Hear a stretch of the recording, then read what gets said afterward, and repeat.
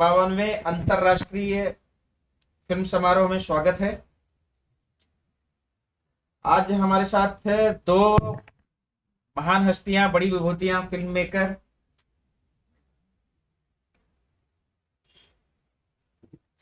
Okay, अब ठीक है अंकुश? ओके,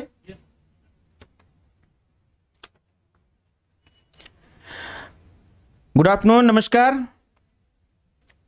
आज हमारे साथ दो महान विभूतियां हमारे साथ हैं। नहीं, एक्चुअली तीन हैं, लेकिन दो महत्वपूर्ण इसलिए हैं कि दोनों फिल्म के डायरेक्टर हैं। एक फिल्म है डॉक्यूमेंट्री के रूप में वेद द विजनरी, और ये फिल्म एक डॉक्यूमेंट्री है जैसी। इसके डायरेक्टर राजीव प्रकाश जी हमारे साथ हैं, और इसमें इन्होंने स्क्रीन प्ले भी किया है।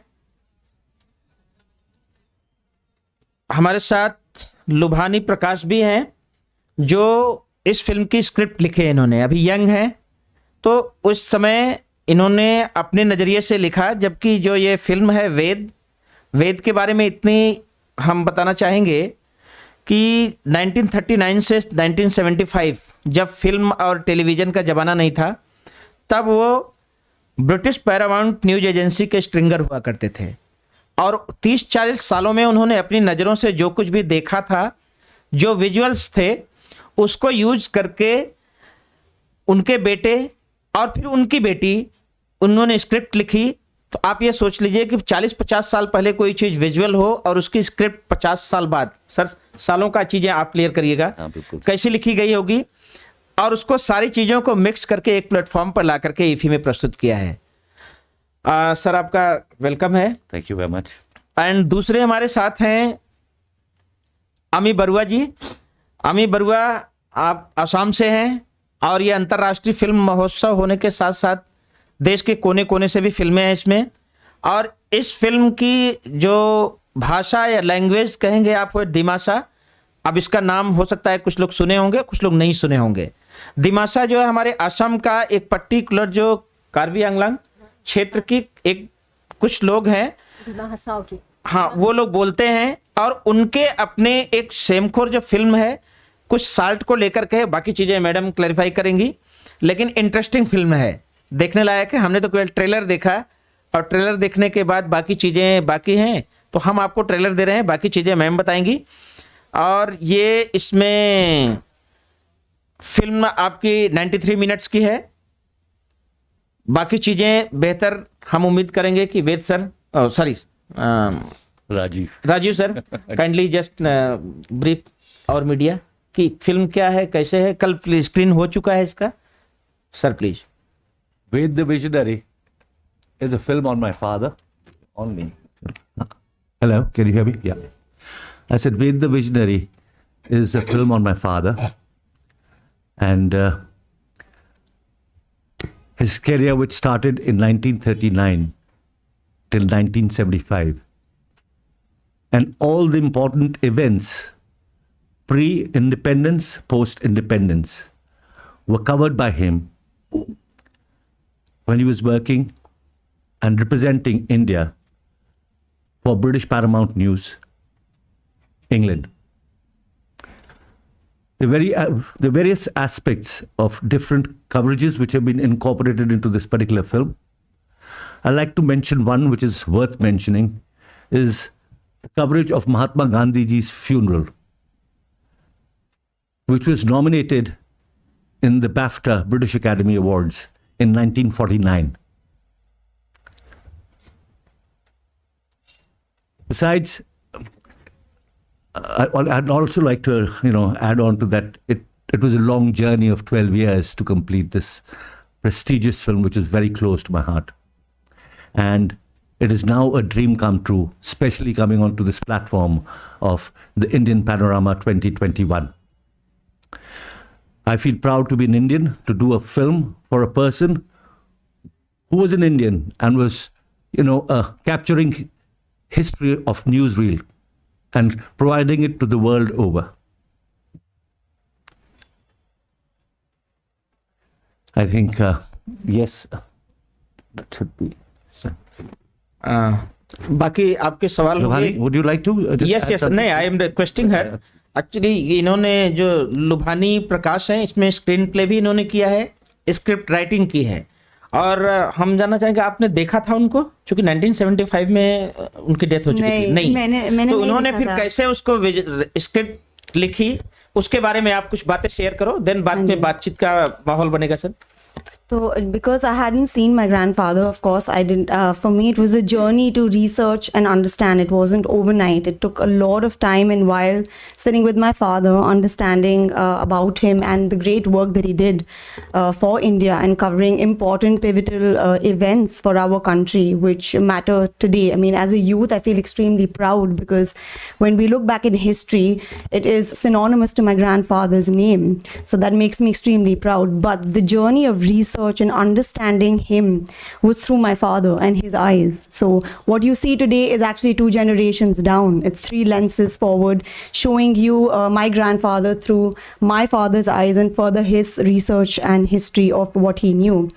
So I'd like to share one incident about while we were doing this entire research. So we were at office one day, and while we were doing the entire research part, so dad called me and said, you know, there's this person that we have some documentations, and let me give you a little tip on my father. He preserves everything which comes his way. It's like a treasure trove. So we have a storeroom of full treasure troves of 1948 full-on archival historical paperwork that he's kept with him, due to which I understood there was this one particular person that we had to connect to, and with just the name, which was Joseph, with 10,000 Josephs around the world, going back to 1948 to find one particular Joseph was extremely difficult.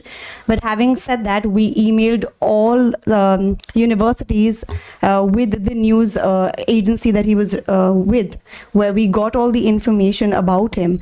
But this was, of course, through my father and me both sitting on the research aspect that actually gave us the intellect to take on every personnel that he worked with. So the journey of finding those people, and of course being at the age today where they are old, was difficult. But today when I sit here, I'm extremely proud to being able to say that we were able to capture and get all people that he worked with, even though we don't have him in person right now. But to being able to capture all those people who gave us the video bites was extremely emotional. But as an Indian and as a youth, I feel extremely overwhelmed that my grandfather is a part of Indian history, and today we're able to showcase it to so many people.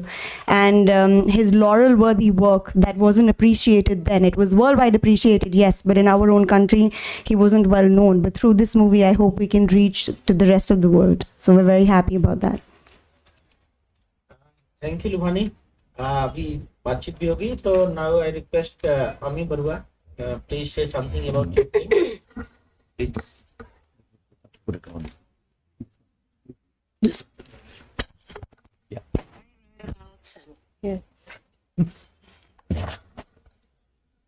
Thank you for your kind words. Actually, मुझे समझ में नहीं आ रहा है कि कहाँ से शुरू करूँ, बिकॉज शमखोर जो था, मैं एक दिन ऐसे ही कुछ खा रही थी, I got one scrap paper जिसमें लिखा हुआ था शमखोर, और फिर उसके बाद उसके बारे में 2-3 लाइन जब पढ़ा तो उसके मुझे ऐसा टच किया कि अभी हम लोग 21st सेंचुरी में हैं, तो हम लोगों के पास सब कुछ है, इंटरनेट है, मॉडर्न सब इक्विपमेंट्स है, सब कुछ है, लेकिन वो सब होने के बावजूद हम लोग खुश नहीं हैं। पर शमखोर एक ऐसा जगह है जिस जगह में आज की वक्त में भी वहाँ पे मोबाइल का नेटवर्क नहीं है, इंटरनेट नहीं है, कुछ भी नहीं है, लेकिन वहाँ के लोग खुश हैं। और कैसे है वही जानने के लिए मैं पहली बार शमखोर गई थी 2017 में। बट सरप्राइजिंगली वहाँ पे मुझे उस जगह पे जाने को नहीं दिया। उस वहाँ सेमसा की जो लोग थे, शमखोर जो पहाड़ है वहाँ पे जो लोग रहते हैं उन लोगों को बोलते हैं सेमसा। ये दिमासा जो लैंग्वेज है, दिमासा की एक डायलेक्ट है सेमसा, तो उस वहाँ पे जो लोग रहते हैं वही दिमासा लैंग्वेज ही बोलते हैं। लेकिन मुझे उस वक्त दिमासा का एक शब्द भी नहीं आता था। देन आई रियलाइज दैट अगर मुझे लैंग्वेज नहीं आएगा तो मैं वो गांव नहीं जा सकती। बट इवन वो सब जानने के बाद भी मेरा जितना फ्रेंड था दिमा हसाओ में, गुवाहाटी से ऑलमोस्ट ये 10 आवर्स लगता है दिमा हसाओ तक, वो लोग बार बार बोल रहे थे कि आप वहाँ मत जाओ बिकॉज वहाँ पे इंटरनेट कुछ भी नहीं है, नेट नहीं है, कोई प्रॉब्लम हो जाएगा तो आपको हेल्प करने के लिए कोई नहीं आएगा। और वो लोग जो थे कभी भी बाहर के लोगों से बात नहीं करते हैं। और जब मैं 2017 में फर्स्ट टाइम वहाँ पे पहुँचा, मुझे वो पता चला कि वो लोग सच में गांव के अंदर जाने नहीं देते हैं। फिर वहाँ से वापस आया मैं, 1 ईयर मैंने वो लैंग्वेज सीखा, मैंने एक प्राइवेट ट्यूटर लिया, फिर सेवरल आवर्स मैंने उनके साथ बात की। आफ्टर डेट मैंने जितने सारे फ्रेंड्स थे दिमासा में, फिर उन लोगों के साथ बात करना सीखा। तो 1 साल के बाद जब मुझे दिमासा लैंग्वेज में मैं अच्छी तरह से बात कर सकती थी, तब मैं फिर से शामखोर गया 2018 में। तब मैं उस गांव में गया, लेकिन वहाँ पे सबसे अजीब बात ये था कि वो लोग कोई भी बाहर का सामान यूज नहीं करते हैं। जैसे कि वहाँ पे खुद खेत होता है, वो लोग खुद उगाते हैं। वहाँ पे वो लोग कुछ जानवर पालते हैं जैसे पिग्स एंड जैसे और कुछ छोटा छोटा चिड़िया होता है, वो उन्हीं की जगह में ही मिलता है, तो वही खाते हैं वो लोग। और वहाँ पे वो लोग ब्लेस्ड है कि वहाँ पे 2 सॉल्ट वेल्स है जिसमें पानी बहुत नमकीन होता है। वो लोग वहाँ से पानी निकालते हैं और कुकिंग में वही पानी यूज़ करते हैं, कोई भी ऑयल नहीं लेते हैं। And interesting thing is that कि वहाँ पे आज तक कोई भी आदमी स्कूल नहीं गया। बहुत सारी जगह ऐसे होता है कि वहाँ पे सरकार की उतना रिस्पॉन्सिबिलिटीज, मतलब वो रिस्पॉन्सिबिलिटीज सरकार नहीं लेते हैं, उसी की वजह से वो जगह डेवलप नहीं होते। बट शामखोर एक ऐसा जगह है जहाँ पे सरकार ने स्कूल बनाया, जहाँ पे सरकार ने हॉस्पिटल बनाया। क्योंकि हम लोग जब गए थे वो हॉस्पिटल भी टूटा हुआ था, स्कूल भी टूटा हुआ था, वहाँ पे वो लोग ने कुछ चिड़िया पाले हुए थे वहाँ पे। तो मैंने पूछा कि ये ऐसा क्यों है, तब पता चला कि वो लोग ने खुद तोड़ा वो, क्योंकि उनको मॉडर्न ये हम लोगों का सिस्टम नहीं चाहिए। वो लोग अभी भी बोलते हैं कि हम लोग अपने आप में ओरिजिनल हैं, हम लोग ऐसे ही रहना चाहते हैं, आप लोग हमें आप लोग की दुनिया में मत लेके जाओ। तो फिर मैंने बहुत दिन कोशिश की उनसे बातें करने के लिए। फिर मैं बहुत सारे एजुकेशनिस्ट वहाँ पे जो हिस्टोरियन हैं उन लोगों से बात की। फिर पता चला कि वो लोग आज से नहीं है ऐसा, सालों सालों से ऐसे ही है वो लोग। और आज तक वो लोग मैंने फिल्म में जैसे दिखाया है, थोड़ा सा तो रिचुअल्स चेंज हुआ है, इसीलिए मैंने डिस्क्लेमर में बोला भी है कि ये ओल्ड सिम्सर ट्रेडिशन है कुछ, but some rituals are still prevalent there. And मुझे बहुत अच्छा लगा एक बात बोल के कि दुनिया में जो खुशी है वो खुशी उन लोगों के बीच अभी भी है। और असम से, नॉर्थ ईस्ट से एक मूवी आके इस प्लेटफॉर्म में, इतने बड़ी इंटरनेशनल फेस्टिवल में आके आप लोगों के सामने दिखा पाई, वही मेरे लिए बहुत बड़ी बात है। मैं तो क्लास 6 से मैं एक्टिंग करियर शुरू किया था, फिर क्लास 9 में मैं एज ए हीरोइन, जब मैं 14 इयर्स की थी मैंने शुरू की। अब तक मैंने 27 फीचर फिल्म की एज ए हीरोइन, बट ये शामखोर मेरा पहला फिल्म है एज ए डायरेक्टर। और शामखोर मेरे उस टाइम की कुछ बात मैं बोलना चाहती हूँ। जैसे कि पहले मैं चाहती थी कि वहाँ की कोई आर्टिस्ट को लेके मैं फिल्म शुरू करूँ, जो मेन कैरेक्टर था वहाँ का, बट वहाँ के लोग बात ही नहीं करते थे। जैसे कि 2 बात बोला कैमरा, कभी मैंने कैमरा की बात बोला तो वो लोग घर के अंदर मतलब दरवाज़ा बंद कर लेते हैं। तो मेरा क्वेश्चन ये था कि कैसे किया जाए। फिर मुझे लैंग्वेज आता था, मैंने 2-3 वहाँ की लड़कियों को, मतलब वहाँ की नहीं, वहाँ की पास की जगह है माइबंग, वहाँ पे पूछा, पर वो लोगों ने भी बोला कि नहीं हम लोग इतना नहीं कर सकते, थोड़ा सा कुछ कर सकते हैं। फिर मैंने सोचा कि लीड कैरेक्टर मैं खुद करूँगी। फिर उसके बाद मैंने एक एक करके सबको सिलेक्ट किया। वो सारे नॉन एक्टर्स हैं जिन लोगों ने कभी भी कैमरा नहीं देखा, लेकिन वो लोगों ने इतना अच्छा एक्टिंग किया, सपोर्ट किया सब कुछ। और मुझे लगता है मैंने जितना सोचा था उससे ज़्यादा किया उन लोगों ने। मैंने पूरा 1 साल पार्लर नहीं गया था, बहुत महीनों से मैंने बाल नहीं धोया था और बाल को उल्टा कंघी करना शुरू किया था ताकि वो लोग, जैसा उन लोगों का होता है, फट जाता है हेयर्स, तो उस वजह से कि मेरा वैसा दिखे। और फिर मैं 3 मंथ्स मैंने चप्पल पहना ही नहीं ताकि मेरा एरिया फट जाए। फिर उन लोगों का जो फिल्म में आप लोगों ने जैसा मुझे कॉस्ट्यूम में देखा, मैं उस कॉस्ट्यूम में ऑलमोस्ट 3 months पहले से मैं वही पहनती थी दिन रात, कभी भी सोती भी थी, चलती भी थी, कहीं पे भी ऐसे ही थी मैं, ताकि मुझे देख के ना लगे कि मैं शमशानी ही हूँ। और मैं लैंग्वेज से ज़्यादा मैं उनकी जो बोलने का तरीका और जो ट्यून है वो पकड़ने की कोशिश कर रही थी, इसीलिए शायद मुझे और थोड़ा ज़्यादा टाइम लग गया। वहाँ पे 2 बहुत इंटरेस्टिंग कहानी है, मैं वो बोलती रहूँगी, बहुत लंबा होते जा रहे हैं। प्लीज़ आप लोगों का कुछ क्वेश्चंस है तो इसके बारे में। स्पेशली ये कस्टम्स जो आप बता रहे थे, as per the customs of Semkor, Yes. if a woman Custom- dies during the childbirth, Yes, the infant is buried alive Right. along with the mother. right. But Diro's wife protects Muri's infant, indicating a new Right. run of Semco. वहाँ पे क्या है, अभी भी like एक उन लोगों का जो एक ही कमरा होता है, वहाँ पे ही सोते भी है, खाते भी है। कोई गेस्ट आते हैं तो वहाँ पे बिठाते हैं। गेस्ट उन लोग बाहर से कोई नहीं आते हैं, गांव का ही जो आते हैं, क्योंकि बाहर से कोई जाता नहीं है, वो लोग अंदर जाने नहीं देता है। उन लोग का मानना है कि वहाँ पे ब्लैक मैजिक होगा कोई जाएगा तो। फिर लड़कियाँ जो होता है, चूल्हा के ऊपर एक छत जैसा चलनी बोलते हैं हम लोग, बेम्बू का होता है, वहाँ पे कुछ सुखाते हैं, मछली सुखाते हैं, कोई ग्रीन लीव्स सुखाते हैं। उस हाइट का जब एक लड़की बन जाता है, इसका मीन्स है कि वो लड़की शादी के लिए रेडी है। और मैंने देखा कि उस हाइट का जब एक लड़की बनती है, उनका एज होता है ऑलमोस्ट 14-15 ईयर्स, 14 ईयर्स ऑलमोस्ट, और कभी कभी कम भी होता है। लेकिन ये थोड़ा पुरानी बात है जो मैंने देखा, इसीलिए हर कस्टम्स वहाँ पे अभी नहीं है। लेकिन ये कस्टम जो है, फिर वो लड़की का शादी हो जाता है, वहाँ पे ठीक तरह से मतलब हेल्थ केयर भी नहीं है, तो क्या होता है, ज़्यादातर माँ के साथ बच्चे मर जाते हैं। तो ये ओल्ड सेमसा ट्रेडिशन था कि अगर मर जाए बच्चा तो वो लोग मानते थे कि because of this child mummy का ऐसा हुआ, तो इमीडिएट वो बच्चे को वो लोग नहीं रखते हैं, वो गाड़ देते हैं। तो मैं फिल्म से ये दिखाना चाहती थी कि लास्ट में ये दीरो का वाइफ जो कैरेक्टर मेरा था, वो अपनी ग्रैंड डॉटर को लेके भाग जाती है, क्योंकि उसने हमेशा से देखा ये सोसाइटी में यही होता रहा है, तो उसको कुछ नया लाइफ देने के लिए वो लेके भाग जाती है। वही है स्टोरी, जिन लोगों ने देखा होगा उनको पता है। तो ये एक्चुअली ओल्ड ट्रेडिशन है, फिर से मैं बोल रही हूँ, लेकिन मैं इसीलिए यहाँ पे लाया। अभी भी कुछ सुपरस्टिशंस वहाँ पे है, जैसे कि मैं वहाँ पे ड्रोन से कुछ शॉट्स ले रही थी, तो अचानक से सारे लोग स्टोन्स, ये जो फायर, ये सब लेके भाग के घर से आ गया और ड्रोन की तरफ फेंकने लगा।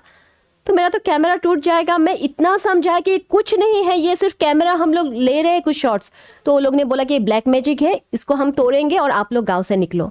लेकिन मैंने कुछ भी करके थोड़ा सा मैनेज करके उस दिन के लिए वो लोग को शांत किया। लेकिन क्या हुआ, रात को हम लोगों का 65 मेंबर्स, उस एक पहाड़ है वहाँ पे शेमखोर जो मैंने बोला था, हम लोग हर सुबह 45 मिनट्स वो पहाड़ चढ़ के जाते हैं, क्योंकि गांव में वो लोग रहने नहीं देते हैं। तो फिर शाम होने से पहले हमको नीचे आना है, 45 मिनट्स फिर नीचे आना है।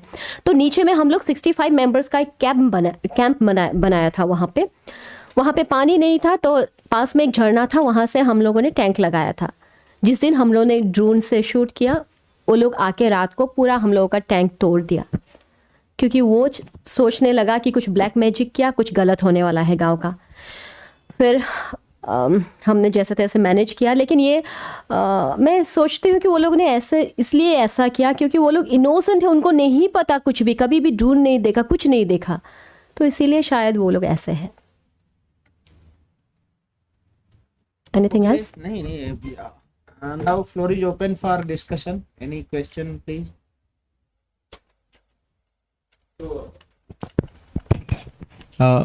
You have tried to portray how their life is in Samkor, and how do you expect now, or what do you expect now to happen? Do you want the modernity of the society to get in? See, I really help want them? some kind of, I want to do some kind of help to that community.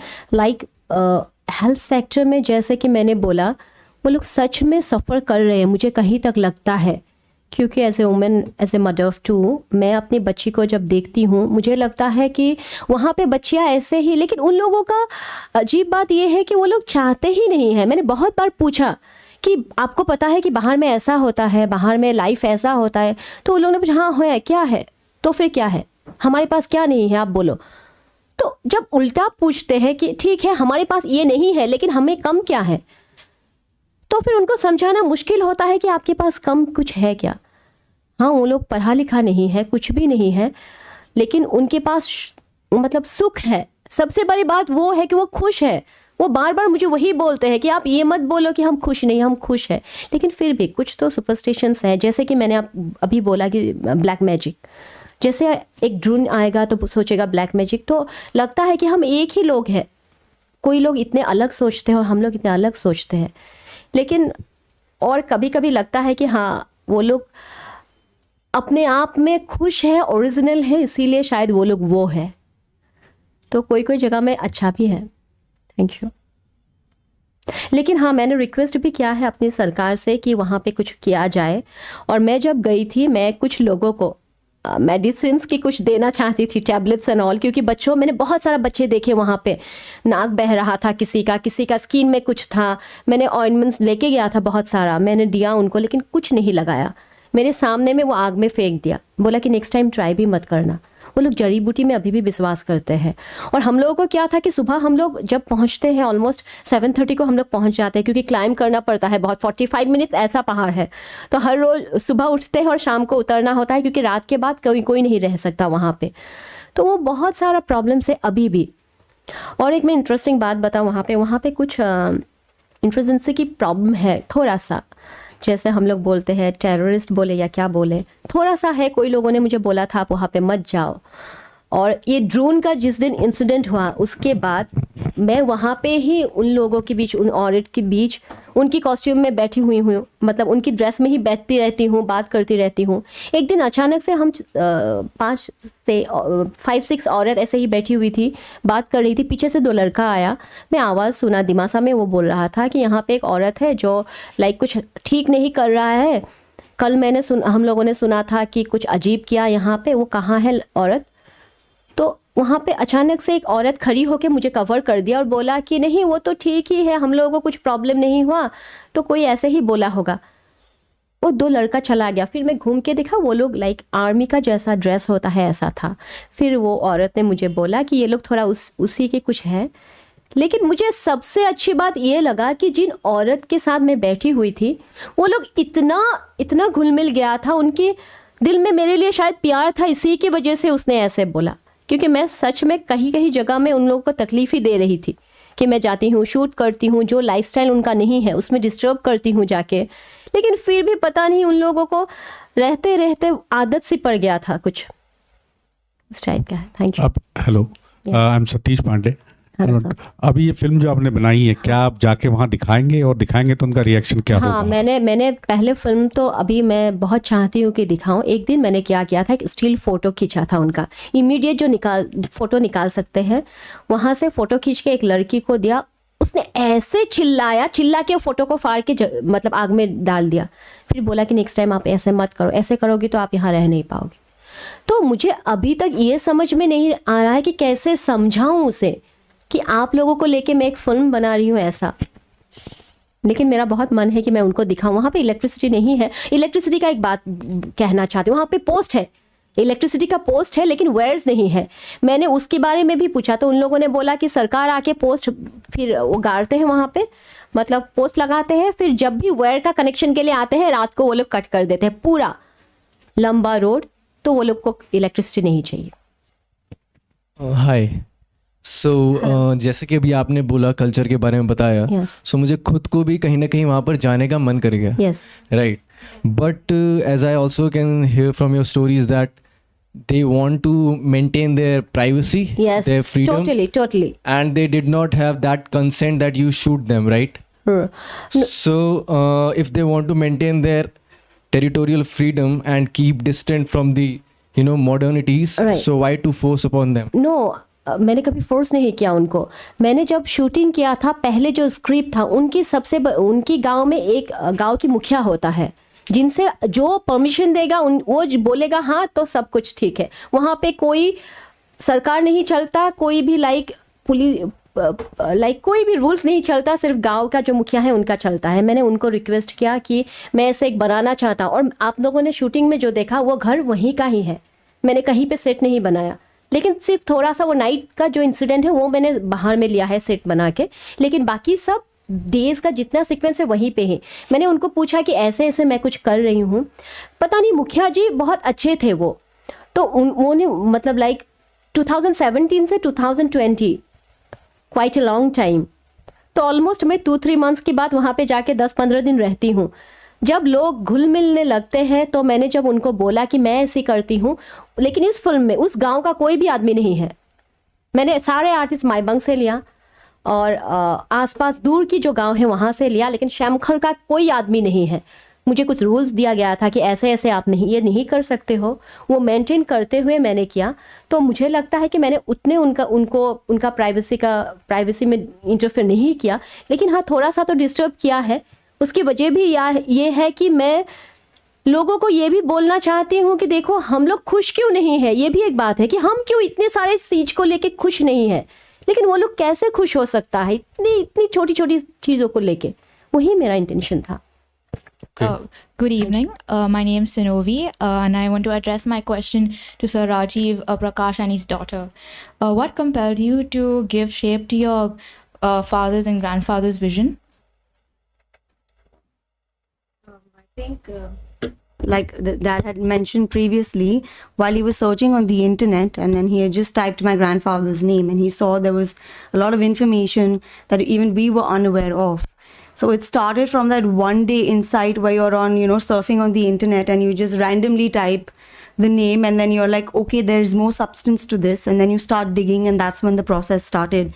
And that's when we went on to our, like I said, our treasure trove store. And we found, once we started that initiation, we found there was so much material that could be utilized, which was significant, I think, in terms of showcasing it to the world. So it started from that one day, going into several years of research and understanding, because we don't have the person present with us to find his colleagues, his friends, people from all over the world, not just here, trying to reach out to them and trying to get hold of them, being also old enough, if they're still here alive in existence, and to reach in terms of reaching out here to the audience to find the perspective, how to keep the pace going. So I think it was all his credit, and that one day that he accidentally tried to type his name to understand. Well, actually, the thing is, even, trying to get those news coverages was a very ardent job. The thing was, there were films which were being shot at that point of time also, but how do you shortlist that it's been shot by Mr. Ved Prakash? Fortunately, I went on to one site of British University Video and Film Council. I just happened to type my father's name, and there were about 146 films, news coverages which were shot by him. And, I went on to the dope sheets. And when you see the dope sheet, dope sheet is, I hope you know what a dope sheet is all about. You shoot a news coverage, you give a description, and you see, you were shooting on film at that point of time. It was not video world at that point of time. So when you were shooting and when you were writing, you had to give the description of what you've shot and what is the sequence of shots which have been put. So the thing was that we were going through with that process. And when I saw this 146 films, and when those dope sheets, gave the credit of my father, Mr. Ved Prakash, well, we achieved almost everything. Now I knew that, well, yes, these are films that have been shot by my father, and nobody can question it. And also the significance, I'd like to add the significance. I mean, if it was that you can share some, in terms of Mahatma Gandhi's funeral, the partition, certain, the Republic Day parade, Tenzing, Norway, being climbing the Mount Everest. So a lot of information at that point of time that here is relevant today, which marks us back to history. So when you're looking at these videos, you're like, we contributed to a part of India that went through a really rough and tough time, pre and post independence. Hi, I'm Sumendra Harsha, as a media entrepreneur and doing the film festival in Rajasthan. Very good initiate IFFI welcome opening with the content. Today I watched both movie with the history and culture point of view, and I really appreciate Ify that the regional cinema through subtitle I can understand a lot of content of the cinema also, and I wish your film both will travel in other state like my state Rajasthan. I welcome you both to travel this content also. Thank you. Thank you, sir. Your film first, I just want to, because your film was mainly the, we can say, male dominant, because you as a actress, Yes. I can't understand one point when actor of your hero is main, जो एक आप बता रहे थे कि गांव का मुखिया ही डिसीजन लेता है कि वो 1 साल के लिए एक गांव से अगर दूसरे गांव में चला गया है तो शायद उसको सजा मिल जाती है, या मैं क्या? बोलूं उसके बारे में? जी, या जी, जी। वो उसको थोड़ा डिटेल्स में बोलना पड़ेगा शायद। वो क्या है, वो लोगों का हंसू बुसू बोलता है, जो सबसे बड़ी फेस्टिवल है, वो 7 डेज का होता है। वो दिमा हसाओ में ऐसा एक रिचुअल्स था जिसमें ये 7 डेज में 7th डे जो है 7 नंबर का दिन, उस डे में कोई भी गेस्ट उस कई गांव में, अगर मेरे गांव में हंसू बुसू है तो हमारे गांव में बाहर की कोई लोग 7th डे में नहीं रह सकता। क्योंकि एक्चुअली मैंने बहुत लोगों से बात की तो मुझे पता चला उसके पीछे ऐसे कुछ राज है, जैसे कि उस डे में गांव की जो सीक्रेसी होता है, गांव में कैसे क्या करना है, नेक्स्ट टाइम वो लोग अपनी सेफ्टी के लिए क्या करेगा, वो सब डिस्कशन उसी दिन होता है। तो बहुत पुराने ज़माने से ऐसा एक था, उसको बोलता था कि 7th day of the Bihu, हंसू बुसू, उस दिन किसी को भी नहीं रहना है। और मेरा हीरो जो है वो लोग का जुदीमा होता है, जो खाते हैं वो लोग पीते हैं, वो पी के वो उस दिन गिर गया था। तो रात को जब वो उसको होश आया तो फिर उन्होंने देखा रात को कहीं पे एक आग देखा। हम लोग का क्या होता है, रात में अंधेरा में कहीं पे आग दिखते हैं तो हम उसी की तरफ चले जाते हैं कि कोई ना कोई आदमी तो है वहाँ पे। तो उसको भी कोई डायरेक्शन का पता नहीं था कि किस साइड क्या है, तो इसी की वजह से वो वहाँ पे चला गया। फिर उसे वहाँ जाके पता चला कि वो जहाँ से गया था उसी जगह पहुँच गया, क्योंकि वो फ्रेंड का मुंह में एक डायलॉग था कि तुम लोग अभी जल्दी निकलो, 7th डे है, तुम लोग जल्दी निकलो।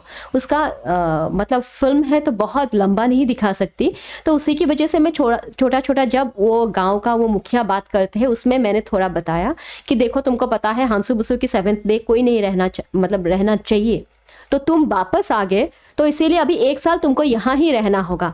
क्योंकि उन लोगों को मानना है कि अगर ये आदमी फिर अपना गांव चला जाएगा तो उस गांव के लिए मतलब बुराइयां लेके जाएगा, तो फिर ये गांव के आदमी भी नहीं चाहता है कि वहां जाए, और वो जाएगा भी तो वो गांव के आदमी भी उसे एक्सेप्ट नहीं करेगा। जो रिचुअल्स बहुत सालों से चलते आया है, इसीलिए वो फंस जाता है कि उसी गांव में उनको 1 साल रहना पड़ता है। आपने इसमें गर्ल चाइल्ड को 2 या 3 बार जो बर्थ हुआ था बताया कि एक बार उसका डेथ होने के बाद में उसको जमीन में गाड़ दिया जाता है, और एक बार आपने बताया कि उसका मदर 2 डेथ हो जाता है, जैसे your daughter in also film also death. तो वहाँ का रेशियो क्या रहता है? क्योंकि जो पता नहीं गर्ल्स, मैं इसीलिए बार बार गर्ल्स को दिखाया। वहाँ पे गर्ल्स का मतलब बहुत ज़्यादा रेशियो देखे तो ऑलमोस्ट आपको इफ 90, 100 और less than? Almost 7% girls 3% boys, पता नहीं क्यों गर्ल्स बहुत ज़्यादा होता है। और सबसे बड़ी बात यह है कि सिमसा लोग सिमसा से ही शादी करते हैं। उसी पहाड़ में जितने सारे लोग हैं, अभी उन लोगों का पॉपुलेशन ऑलमोस्ट 1200 हो गया, तो वो लोग उसी के साथ शादी करते हैं। तो अभी जाके धीरे धीरे मतलब जीन्स की कुछ प्रॉब्लम है, मैंने डॉक्टर के साथ भी बात किया, कभी कभी वो लोग फिजिकली कुछ प्रॉब्लम आ रहा है उन लोगों का, जैसे कि एक ही जीन बार बार रिपीट हो रहा है, उसी की वजह से कुछ प्रॉब्लम आते हैं जो उन लोगों के बीच अभी शुरू हो चुका है। Thanks to show the culture through your cinema. Thank you so much. I just want to ask you one question. Your film, why late? बहुत इंतजार के बाद, जैसा आपने इंतजार किया 10-12 साल, और 75 जब मेरा भी जन्म हुआ था उस समय का ये फिल्म है, तो इतना लेट क्यों? पहला क्वेश्चन। और दूसरा ये, क्योंकि ये फिल्म फेस्टिवल है, बहुत से कंटेंट ऐसे होते हैं जो अच्छे फिल्म फेस्टिवल में ट्रैवल होके आते हैं, तब हमें पता चलता है ये कॉमर्शियल सिनेमा नहीं है जो सिर्फ सिनेमा हॉल या उनका इंतज़ार किया जाए, बट एक फिल्म फेस्टिवल एक ऐसा माध्यम होता है जहाँ पे हमें अच्छा सिनेमा दिखता है। तो आपका फिल्म अभी इसी साल ही बना है या किसी और फिल्म फेस्टिवल में ट्रैवल नहीं किया है अभी तक? अभी कहीं नहीं ट्रैवल किया sir. This is the first place where I've put the film on, and yes, I'll tell you. The thing is, my father died in 1975. I was still in school. And the journey started. I also got into the same profession. I am a cinematographer myself and a filmmaker. I have my own production house. And like what my daughter said, that, one day I was surfing on the net where I just put in the name Ved Prakash. And I knew that my dad had earned a lot of laurels during his period of what he was doing in his profession. जब वो नाम देखा तो देखते देखते first person में I. Now I don't know who that I was, but he's talking about my father. And then, after a few, he's talking about Mahatma Gandhi's funeral. You see, film was very rare. Film itni आसानी से मिलती नहीं थी. So whatever film was available, they had to collect that film to do that coverage, and it was a very prestigious coverage. So the thing is, वहाँ से वो जब चलते चलते आगे हम पहुँचे तो एंड में वो बोलता है कि well, I happened to meet Ved in 1975, and I was devastated to hear a few days later that he died in a Indian restaurant in England, in London. Hello, ma'am. आप जिस गांव की Excuse me, I've not completed, please. Hello? Just 1 minute. Hello, I've not completed. Yes, wait. I'm still talking. Please, just give me a minute. Still talking. Let him complete. So the thing is, being in school, getting to the same profession, and then one day seeing my father's name is what initiated the process of getting into making this film. And then it was a very arduous task in front of us.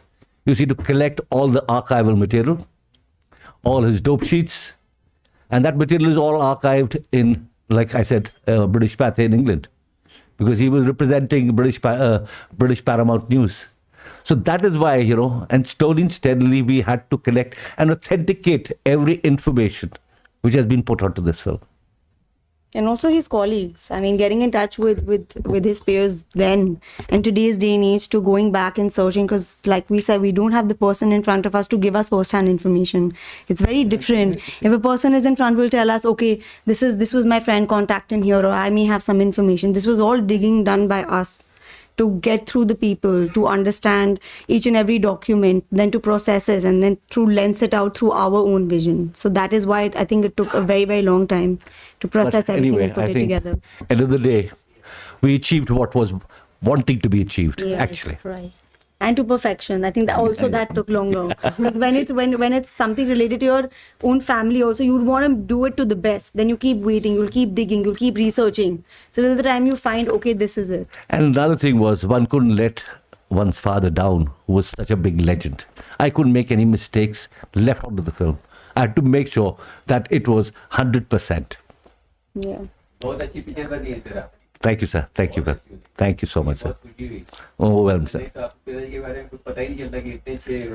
So that is the only thing, Otherwise, if this film was not made, I'll tell you very honestly, I think the name of Mr. Ved Prakash would have been buried. But today, when this film has been made, it is now embedded in history. It is embedded in history. Yeah. Tell us something more about the interviews you have taken of Mike and other people, Mr. Bedi. You told them in the beginning that I'm making this film. What was their first reaction? How they cooperated with you? Satish, they were overjoyed, because I think very few people take that kind of an initiative to make a film on their parents. And both of them, all of them, in fact, all of them, whether it was Mr. Mike Pandey, whether it was Sir Mark Tale, whether it was Naresh Bedi Saab, whether it was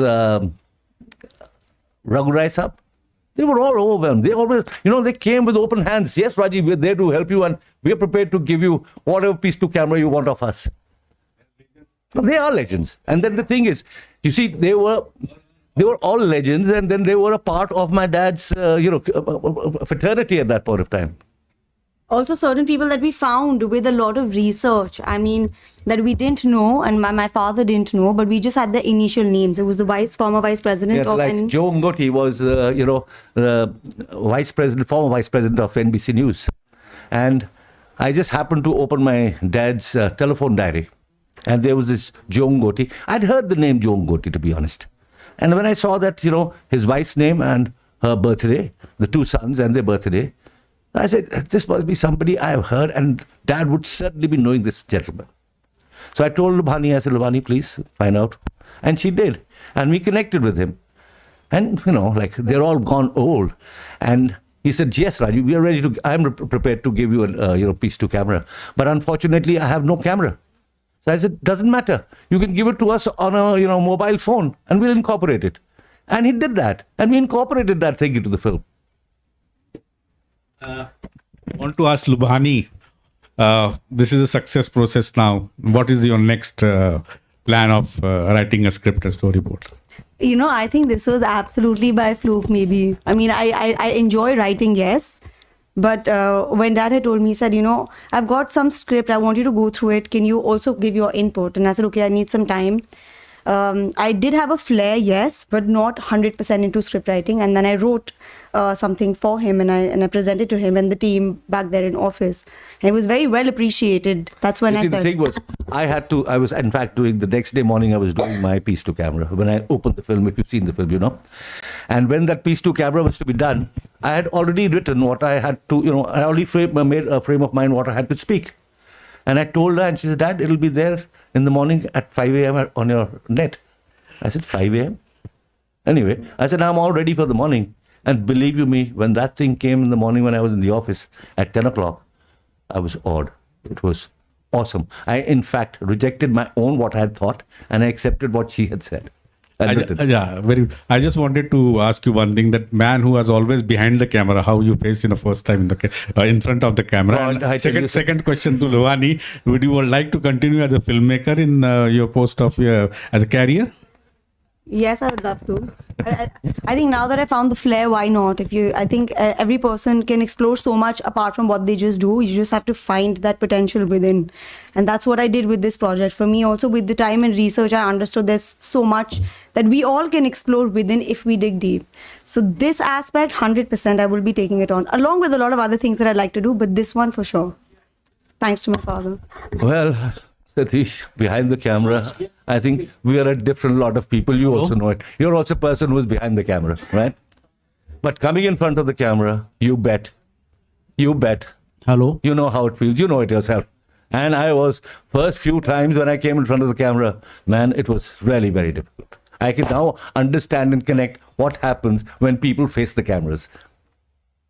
Yes, sir.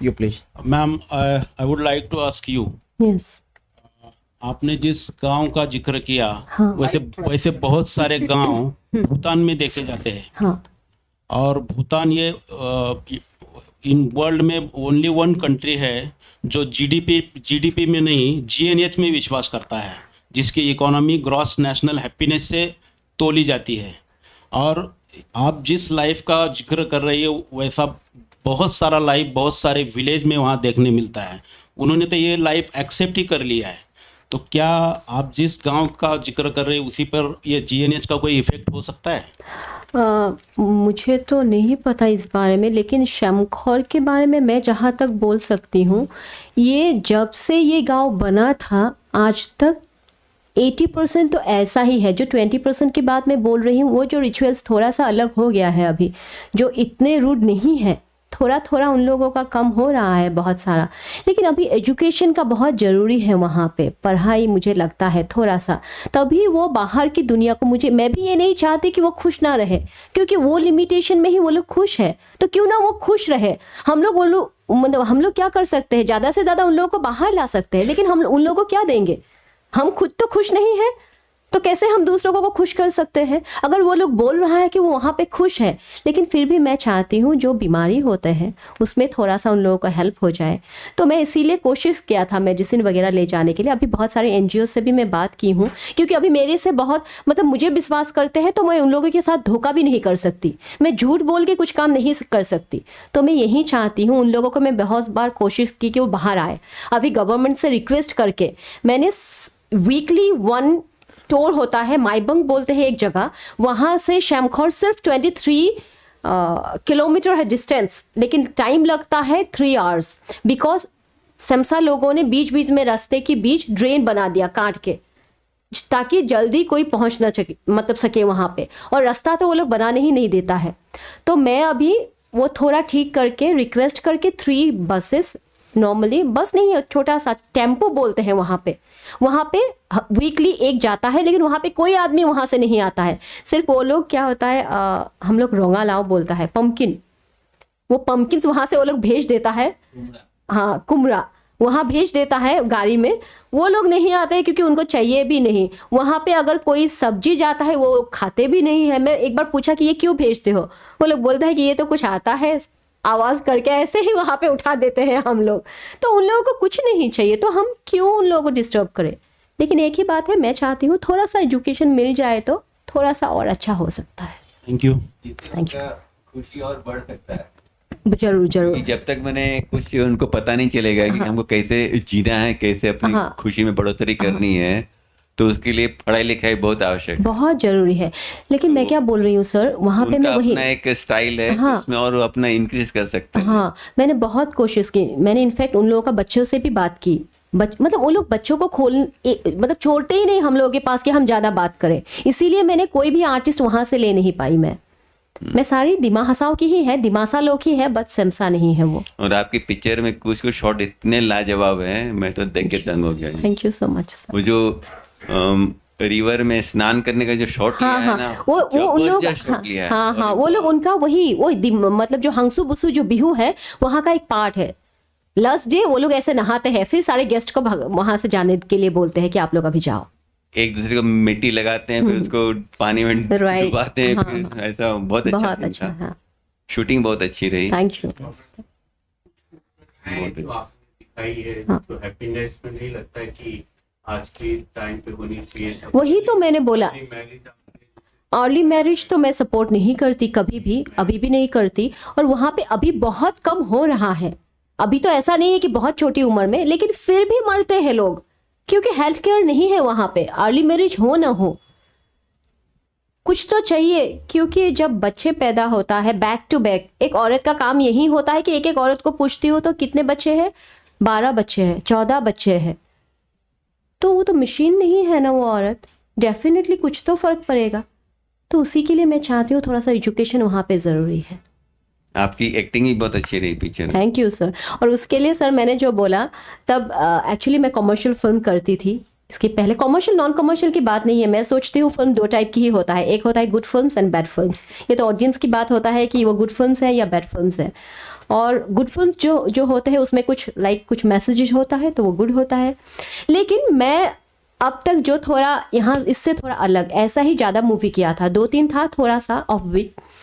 लेकिन जब मैंने ये film शुरू किया, मैंने 1 साल से कुछ भी फिल्म बाकी नहीं किया क्योंकि मैं शमखौर पे काम कर रही थी। वहाँ पे काम करने जाऊँ तो मेरा फिर हेयर वॉश करना पड़ेगा, चप्पल पहनना पड़ेगा, फिर मुझे धूप में सूखना था, पूरा टैन होना था। वो सब मुझे दूसरा डायरेक्टर अलाउ नहीं करेंगे। तो 1 साल के बाद जब मैं फिर वापस आई, मुझे कोई कास्ट नहीं कर रहा था सर, बिकॉज मैं पूरा टैन हो गई थी, स्किन खराब हो गया था, बाल फट गया था सारा। लेकिन वो अच्छा एक्सपीरियंस है जो मैंने थ्रू आउट ऑलमोस्ट 2.5 years लगा। बहुत अच्छा एक्सपीरियंस था। अच्छा, आपके पिक्चर का जो नाम है उसका मीनिंग क्या है? शमखौर सर वो जगह का ही नाम है, वो पहाड़ अच्छा, का नाम है अच्छा, शमखौर। हाँ, शैम मीन्स है दिमासा लैंग्वेज में, शैम मीन्स है नमक, खौर मीन्स है विल। मैंने जो बोल चुकी, नमक मैं जो का बोला पहाड़ नमक जो का विल, कुआं, वो कुआं से वो पानी निकालते हैं, वही खाते हैं। तो वो उसी के नाम से उनका नाम है शमखौर। अच्छा अच्छा, थैंक यू, बहुत अच्छी थैंक जानकारी। You so much. मैं एक डॉक्यूमेंट्री फिल्म मेकर हूँ और मैं सोच रहा हूँ कि इतना आपने वो किया कि मैं वहाँ हाँ जाके सतीश जी, मुझे पता है वो। तो मैं जाके वहाँ एक डॉक्यूमेंट्री करूँ। जरूर सर। क्या आप मदद करेंगी वहाँ? मेरे से मैं यही मदद कर सकती हूँ। मेरे जितने भी वहाँ की अच्छी, मतलब अभी मेरा क्या है, मैं वो कपड़ा पहन के, उनकी कपड़ा पहन के मैं वहाँ पे जाऊंगी, वो लोग मुझे जाते ही मतलब वो लोग एक्साइटेड हो जाता है क्योंकि 4 सालों से बाद में वो लोग ने भी मान लिया कि हम लोगों का ही एक है, हमेशा आती है ये। और मैंने उन लोगों को कन्विंस करने के लिए उनका घर में ही, मेरी फिल्म में शायद आप लोगों ने देखा था, जमीन पे जैसे सोता है वो लोग, ऐसे ही मैंने ऑलमोस्ट 15 डेज सोया उन लोगों के साथ रात को, जो वो लोग कभी अलाउ नहीं करते। वो मुझे सिर्फ फिल्म की ख़त्म होने की पहले 15 डेज अलाउ किया क्योंकि उसके पहले 4 साल ऐसे ही देखता रहा। फिर समझ में आ गया कि ये कुछ गलत नहीं करेगी शायद। बहुत अच्छी फिल्म थी। I really like the film. Thank you sir, thank you so much.